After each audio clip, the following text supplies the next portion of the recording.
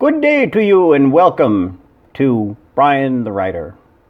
As you can see, I'm taking on a little bit of a mysterious vibe today because I have a genuine mystery I'm setting out to solve, and this mystery involves you.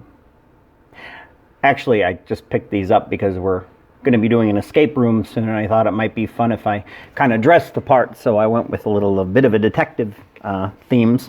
So a couple of weeks ago, I was thinking about future topics for videos, and a thought occurred to me. It was like the middle of the night, and I woke up and said, hey, there's actually a really great idea. I go to a lot of cons and book shows, and when I go to those, I'm going to turn the light back on. When I go to those, I always invite people and I put them out there, but a lot of people I know are a little hesitant to go, actually. So I was thinking about it. So today's video deals with cons and writing fairs, the book fairs that I go to, and why, some people's fears about going to these kinds of things. So I put together a list of things. By the way, some of you actually do show up, and I'm genuinely very thankful for that. If you come and visit me at my table, that's the highest compliment you can possibly pay me. So I'm putting together a list of fair do's and don'ts, things you can expect when you go to a con. So let's talk a little bit about the difference between a con and a fair, because there is a difference. Cons tend to not only have vendors that sell different things there, but you also have guests. And I've actually done this before where I've gone to cons as a guest, where we give talks and lectures about different aspects of the writing process. I have something like that coming up very soon, where I'm going to be talking about where writers get their ideas from, that kind of thing. You also tend to have like demonstrations and readings, and people will be dressed in different costumes.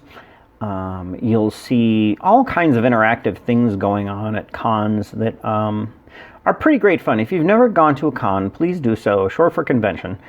They can be themed, so there are, like, Scares That Care is actually a con. I do that every year, and it's a great time. It's very horror related. There's people that sell things, there's discussions, there's movies being played, there's all kinds of different things going on. This one time I went to a con and I participated in what was called Iron Author.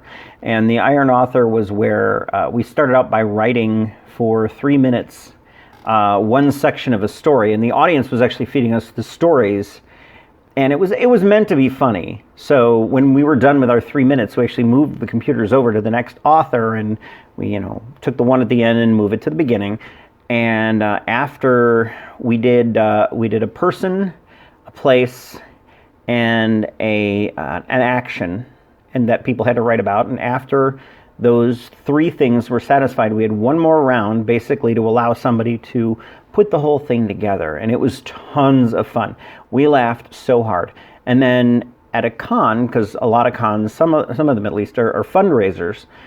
They took the manuscript that was come up with, and all the authors signed it, and we auctioned it off and helped raise money for the group. So that's a great time. So that's a lot of cons. Cons have celebrities.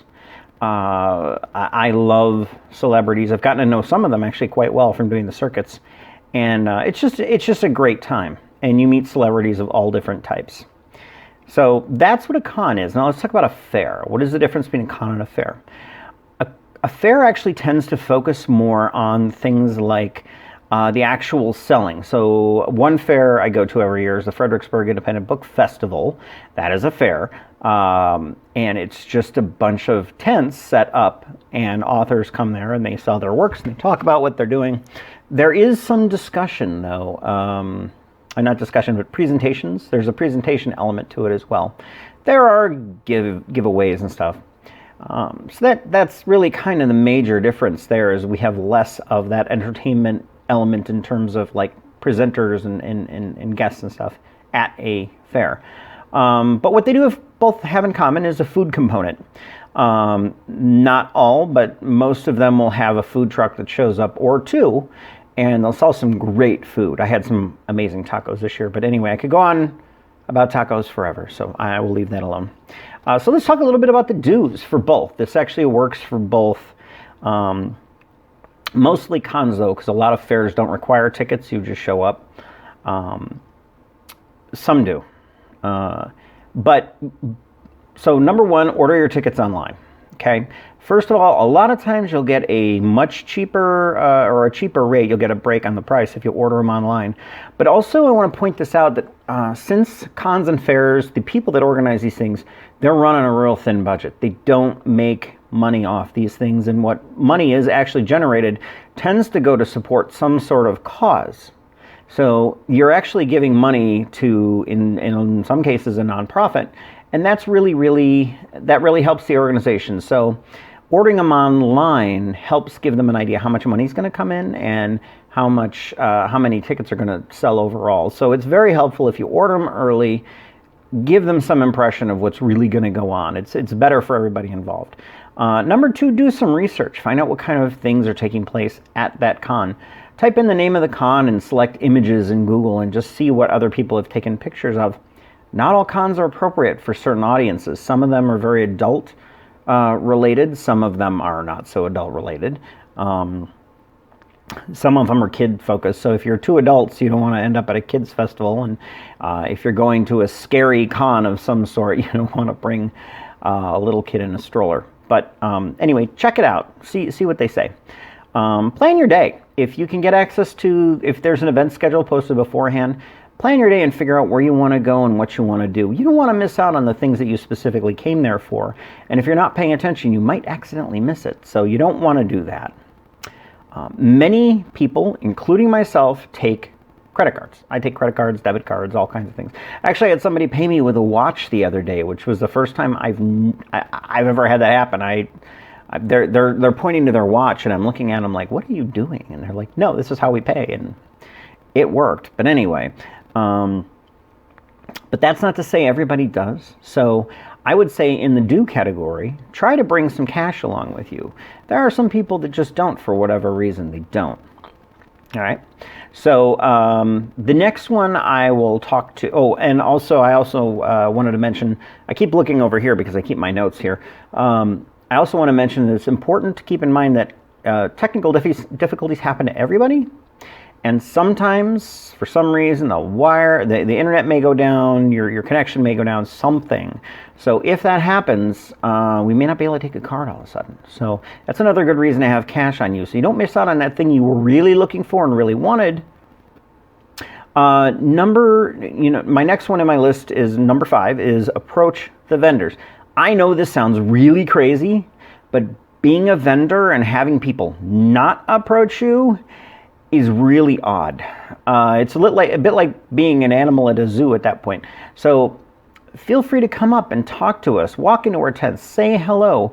We don't bite often, sometimes. But anyway, take time to make eye contact. Say hello to people. Get involved and enjoy your time there. Especially if you're at a con and you bought tickets to be there, enjoy it. Get involved. It does make a huge difference to everybody involved, and you're going to have more fun overall. So anyway, get involved. So those are my do's, right?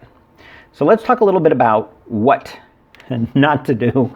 And the reason I'm giving this list is not because I think it's a good idea. I think it's because all of these things have happened. So, okay. Number 1, don't be impatient. Like a con or a festival, it doesn't really matter. There's tons of people, and if you've got to get tickets, that's another great reason to buy your tickets beforehand. There's going to be lines. That's going to happen. So, check your impatience at the door and don't bring it in with you. It doesn't make it better for you. It doesn't make it better for the vendors. It doesn't make it better for anybody. So just take a healthy dose of a chill pill and relax a little bit. And trust me, the vendors are going to appreciate it as well. I can't stress this enough. Dress for success. This sounds crazy, but if it's going to be like 94 degrees in the shade, you may want to forego that really cool, amazing black costume you bought and that you've been dying to show off to the world. It's going to be hot outside. I have been to more than one con this year where the ambulance was called because people overheated and they passed out for whatever reason. So don't do that to yourself. It's going to be that hot. Shorts and t-shirts, trust me, much better. Hat, remember to wear a hat. I would say the same thing in the winter time too, but it's less of a problem in the winter time because we don't have outside events in the winter time. So, like I said, dress for success. You'll thank me. Respect the rules. If they say no outside food and drink, please don't bring in outside food and drink. That rule was put in for a reason. There may be actually legal reasons or reasons that the local officials have put into place. So definitely you don't want to be that person who gets drunk on booze that you smuggled in to an event that doesn't have any alcohol. So respect the rules. I was at one recently where people kept trying to get around the ticket booth. And they weren't doing it on purpose. It just happened to be there was a break in the tree line, and people just figured they'd come around anyway. Next up, it's for this may sound sort of like an intuitive thing, but get there early. Best thing you can do is make sure you have enough time to fit everything in that you want to see, and that's really, really critical. You don't want to be there when the vendors are trying to pack up, begging people to sell you the things that you're looking for, or begging a celebrity for an autograph when people are trying to go home. Does happen. I've seen it. Even if you're the number one fan, when it's time to go home, it's time to go home. And actually, I've been to more than one con lately where there's hard drop dead times. You have to be out of there by that certain time because they have another thing going on right afterwards. So anyway, get there early, stay the whole day, enjoy yourself. Now, the next one, you may be super excited to see Brian the Writer at a fair. You might be like, oh my God, that's the guy I want to see. Believe it or not, I have had people walk up to me and say, I came just to see you. But remember, at setup and teardown times, there went my son right there. At setup and teardown times, I have to get ready to go. So respect people's time when they're trying to get set up and trying to tear down. And actually, in some cases, it might be forbidden that people conduct business before the actual starting time for one reason or another. Also, for us vendors, that when that little bit of time before you all start buying and coming in through the ticket counter, that's our time to go and see the other booths. Otherwise, we don't get to do any of that, and that's part of the reason we do a lot of these things is because then we can see other people, reconnect with old friends, use the bathroom, go get some water, do those kinds of things before we can take care of everybody else. Now, the number one thing that you can do at a fair or a con, and I can't stress this enough, is just have boatloads of fun. I mean, these things are put on for a reason, and I highly, highly encourage all of you to get out there and see it. Go look at what cons are in your area. Go look at your different events. For me, I'm actually going to be at Scares That Care, which are not Scares That Care. I was going to say I'm going to be at Hollow Reed in the not too distant future. For those of you who live anywhere near me, I'm going to be at Sterling Fest this year. These are great fun for me. These are great fun for the people that come.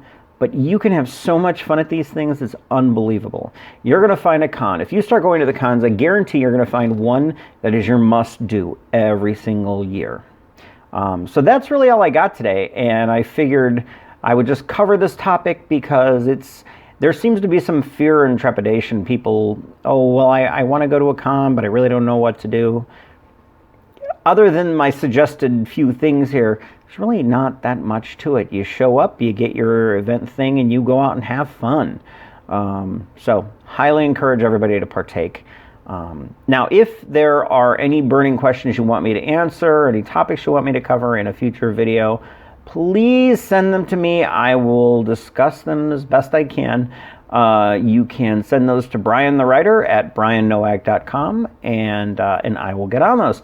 Thank you so much, and have a wonderful, wonderful day, and get out there and hit those cons.